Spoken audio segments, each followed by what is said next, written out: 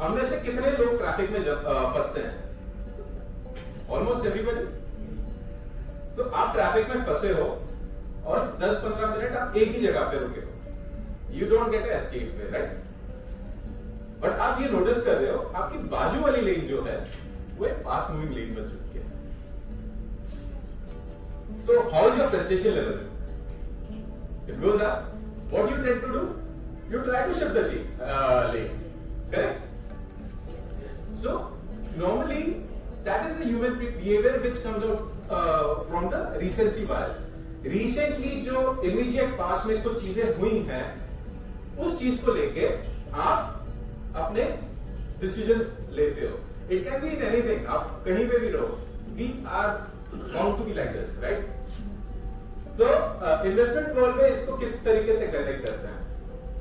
अगर आप recent performance के बेस पे, पिछले 6 महीने साल भर के परफॉर्मेंस के बेस पे अगर आप कोई इन्वेस्टमेंट स्ट्रैटेजी बनाते हो, so you fall into the same category.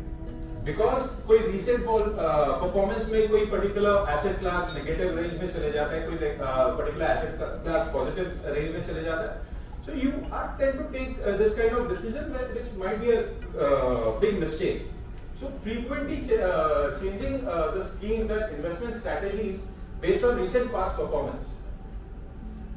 Now investment में अगर past performance देख के अगर आप decision लेते हो और गाड़ी जब आप rear view mirror में देख के गाड़ी चलाते हो, दोनों में एक चीज common, the number of accidents can happen which might not be suitable for you and your portfolio, right? Communicate, boss. So I think there is some color issue. This is a like to extend that thing particular thing forward. ये particular data है from 2007 to 2020. इसमें 4 asset class को cover किया है. One is debt, जो fixed income, fixed deposits रहती है, जो equity, third one is gold, and fourth one is international equity. आज के तारीख में इंटरनेशनल इक्विटी क्यों जरूरी है? Because it gives you N exposure जिसके आप सब कस्टमर हो, लाइक फेसबुक, अमेजॉन, ये कंपनीज इंडिया में लिस्टेड नहीं है, but you are the customer indirectly, you are giving them a profit, some kind of profit when you buy or sell things on it. So ये because you are a consumer to it, आपका profit आप directly indirectly उनमें दे रहे हो, so it becomes somewhat essential कि आपकी portfolio में ये चीज है. सो इंटरनेशनल इक्विटीज को इसमें रखा है. 2007 में, just to get this point, the numbers might not be clear. Is it clear? Right.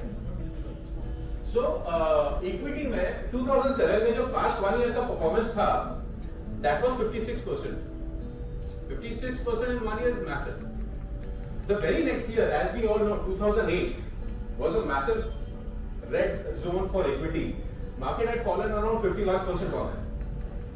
But हम लोग सिर्फ अगर फर्स्ट लाइन के ऊपर ध्यान दें, फर्स्ट ईयर में 2007 में इक्विटी ने परफॉर्म किया by 56%. Next year gold has perform for around 31%.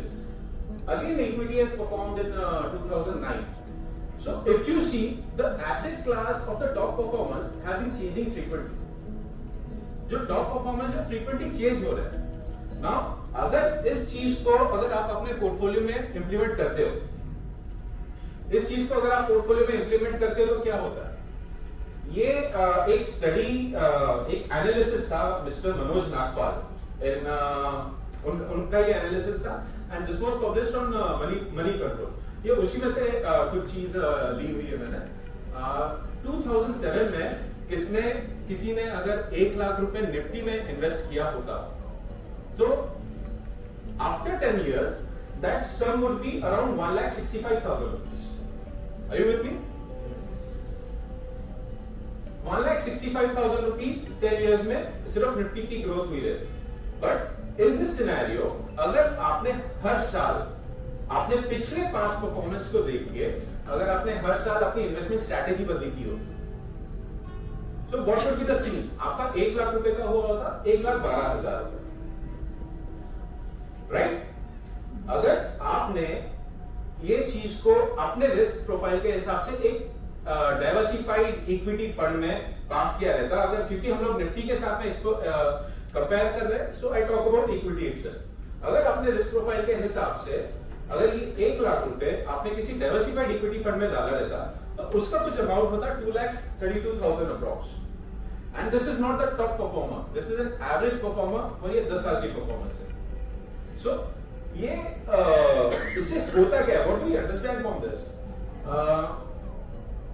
अगर आप फ्रीक्वेंटली चेंज करते रहोगे, आप किसी की परफॉर्मेंस आने से पहले ही उस गाड़ी से निकल जाओगे। Before the thing starts performing, you are out of the vehicle because your focus is the rear view mirror. कहां से पिछली परफॉर्मेंस आएगी?